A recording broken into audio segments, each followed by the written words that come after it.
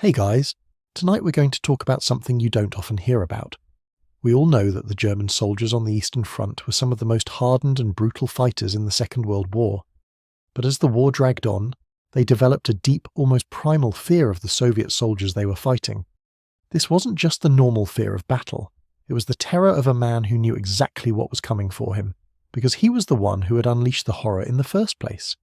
The fear that got inside the head of the average German soldier when facing the Red Army was something else entirely. It went way beyond just bullets and shells.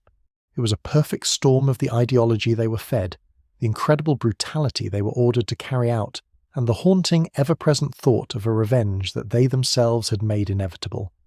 To really get this, we have to look at the orders they were given, the atrocities they took part in, and the kind of enemy they ended up creating. This fear wasn't a sign of German weakness, but a direct result of their own inhumanity. It was a terror built on a few key things: the madness of a war of annihilation, the war crimes they were ordered to commit, the shocking resilience of the people they tried to break, and finally, the certainty that a brutal reckoning was on its way. First, you have to understand what this war was even about. The German invasion of the Soviet Union on June 22, 1941, was not a conventional war for territory. From the very start it was called a Vernichtungskrieg, a war of annihilation, and that wasn't a name historians gave it later. That's what Hitler and the German High Command called it at the time. Their goal wasn't just to defeat the Soviet state, but to completely wipe out what they called Judeo-Bolshevism and clear the land for German Lebensraum, or living space. Nazi propaganda worked overtime to dehumanize their enemy. Wehrmacht officers told their troops to target Jewish Bolshevik subhumans and the Red Beast. This ideological poison seeped into the minds of the average soldier, getting rid of the traditional rules of war. The Geneva Conventions weren't just ignored, they were considered irrelevant. The infamous Barbarossa Decree of May 1941 basically turned the Eastern Front into a lawless zone, where soldiers would not be prosecuted for criminal acts against civilians. On the ground, this meant a level of barbarity that history had rarely seen. German planners had decided the army would live off the land, knowing this would cause millions of civilians to starve. Millions of Soviet prisoners of war were deliberately left in open-air pens to die from starvation and the cold. Special killing squads called Einsatzgruppen followed the army, systematically murdering Jews, communist officials and intellectuals. But regular army soldiers were also involved, either by directly participating or by helping to round up victims. The sentiment shows up in diaries from the front. One German soldier wrote about civilians they encountered, noting that a lot of German blood would be saved if they were simply executed. The effect of this war of annihilation was twofold. First, it drenched the German soldier in a level of crime that was impossible to look away from. Even those who didn't pull a trigger knew what was happening. They saw the mass graves and the burned villages. That plants a seed of dread. What happens if we lose? What happens when the people we have done this to get a chance to repay us? Second, and just as importantly, it completely changed the nature of Soviet resistance. By starting a war of total destruction, the Nazis had accidentally created what military strategists call a death ground for the Red Army. When surrender means you'll almost certainly be executed or starved in a camp, there's no reason to lay down your arms. The Soviets learned quickly this was a war they could not afford to lose. It was a fight for the survival of their people. This created a feedback loop of brutality. The more vicious the Germans were, the more fanatically the Soviets fought back. This wasn't just a battle for a city, it was a battle for the right to exist, and that desperation created a soldier who would fight to the last man, a terrifying thing for any army to face. This wasn't just a vague philosophy of brutality, it was translated into direct official orders. None was more infamous than the Kommissarbefehl, or the Commissar Order, issued on June 6, 1941. This order was a direct war crime, telling the Wehrmacht that any Soviet political commissar found among captured troops was to be shot on the spot. Political commissars were Communist Party officials attached to army units to keep up morale and political loyalty. In the eyes of Nazi leaders, they were the source of barbaric Asiatic methods of warfare and the living embodiment of the ideology they wanted to destroy. The order was blunt. When captured, they are to be shot on principle. There was no room for misunderstanding. It was a command to murder, and it bypassed all international laws about treating prisoners of war. The Commissar Order had an immediate and profound impact. Until it was cancelled in May 1942, German forces mostly followed it, executing thousands of captured commissars. But they quickly found out that the order was a catastrophic mistake. When word got out among the Red Army, it just strengthened their will to resist. Commissars, knowing they would be killed if captured, fought with incredible ferocity and inspired their men to do the same. It removed any small hope of decent treatment and proved the Soviet belief that they were fighting an enemy that offered no mercy. This created a terrifying reality for the German soldier. He was now officially part of an army that murdered its prisoners. This had a deeply corrosive effect on his mind. On one hand, it brutalized him further. The diary of one non-commissioned officer chillingly notes a moment where he was about to take a Russian captive, but then changed his mind and killed him instead. On the other hand, it planted a deep-seated fear of payback. The thought that haunted every German soldier was simple and logical. If we are ordered to execute their officers when they're captured, what will they do to us? They knew they were part of a criminal war, and the dread of being captured by an enemy to whom they had shown no mercy was a constant psychological weight.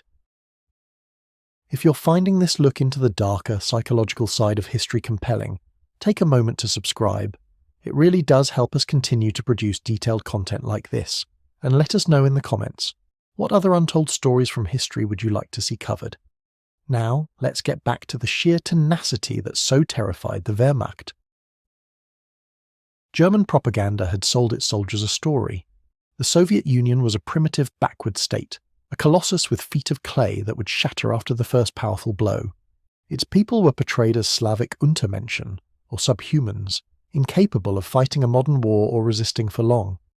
The German soldier, filled with this racist confidence, marched into the Soviet Union expecting a quick victory. What they found instead shocked them to their core and created a new kind of dread, one born not of guilt but of battlefield terror. Turns out the Soviet soldier wasn't the brittle caricature from propaganda posters. They were tough, resilient, and fought with a savage tenacity that the Germans had not seen before. This resilience came from a society that was used to hardship. Many Red Army soldiers came from rural areas, accustomed to cold, hunger, and misery from the decades of turmoil that came before the war. The Wehrmacht's first encounters with this unexpected ferocity were jarring. German generals noted with alarm in their journals how the Soviets just seemed to have an endless supply of fresh divisions to throw into the fight, even after battles that should have been decisive. The appearance of the T-34 tank was a profound shock to German armoured units, whose own tanks were often outmatched. The feeling shows up in letters and diaries.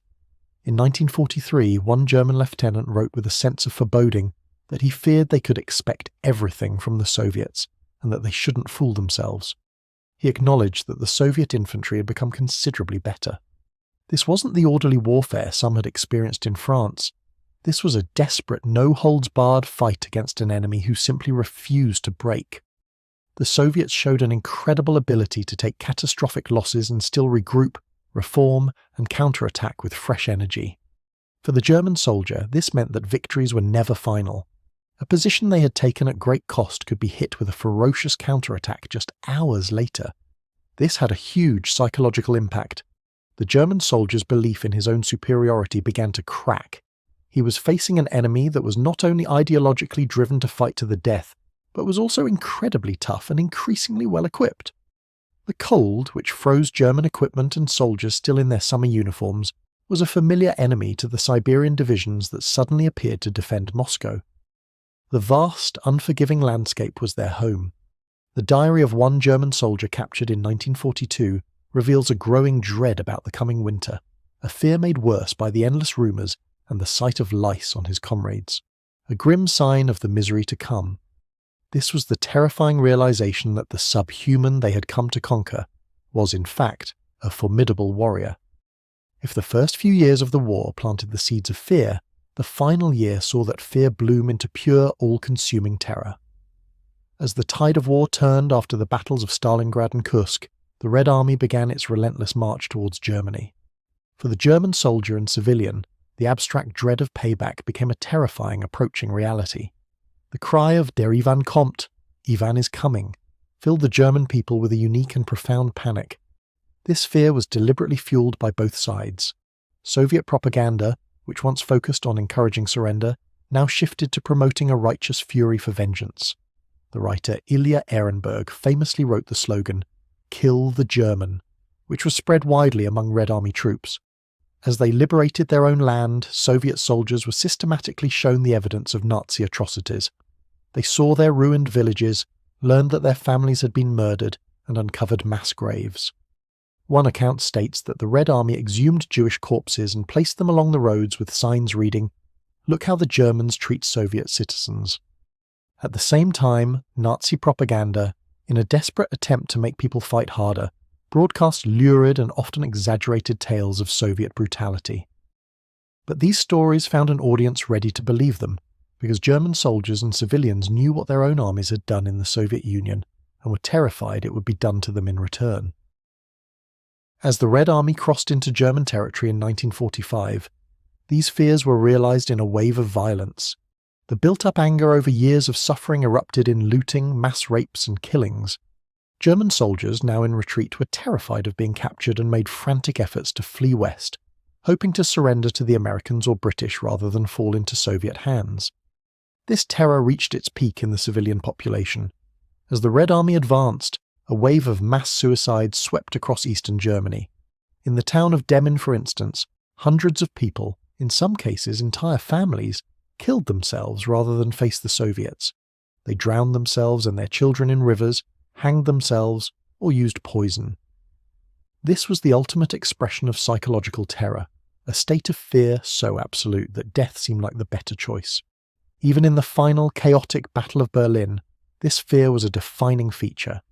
The city's defenders, a mix of regular troops, Hitler Youth boys and old men, fought with desperate futility, fueled by the terror of what capture would mean. The psychological warfare that began at Stalingrad, with loudspeakers blaring taunts like, "Every 7 seconds a German soldier dies," had reached its grim conclusion. So, the fear that haunted the German soldier on the Eastern Front was a complex and terrible thing of their own making. It was a poison they had mixed themselves from ideological hatred, officially ordered criminality, and the blood-soaked ground of the Soviet Union. They were told it was a war to wipe out an entire people, which forced the Soviets into a desperate fight for their very existence. They were given criminal orders to murder prisoners, which guaranteed that if they were captured they could expect no mercy in return. They ran into an enemy who was far tougher and more resilient than they had ever been told. And finally, as the Red Army closed in on Berlin, the German soldier was pursued by the spectre of his own crimes, a psychological ghost that promised a brutal and inescapable revenge for the horrors he had unleashed. This wasn't just fear of a superior force, it was the terror of a guilty conscience. The German soldier feared the Soviet soldier not because he was an alien monster, but because he was a human being who had been wronged in the most horrific ways imaginable and was now coming to collect the debt. In the end, the Nazis' greatest weapon on the Eastern Front, their capacity for unrestrained brutality, became the very source of their greatest fear. They had looked into the abyss, and in the final days of the war they saw the abyss staring back.